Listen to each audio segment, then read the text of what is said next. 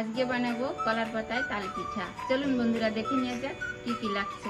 এখানে নিয়ে নিয়েছি তাল, এর মধ্যে দিয়ে দেব আমি নারকেল কোড়া, চিনি, স্বাদ আনার জন্য সামান্য একটু লবণ দিয়ে দেব চালের গুঁড়া। এবার আমি মেখে নেব।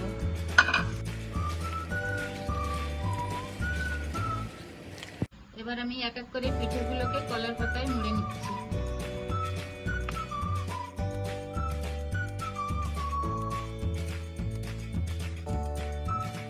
গ্যাসটাকে এবার ধরিয়ে দিলাম।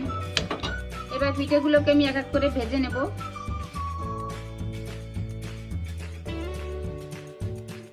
সবগুলো পিঠে আমার বানানো হয়ে গেছে। এবার পাতা থেকে পিঠেগুলো আমি ছাড়িয়ে নেব এক এক করে।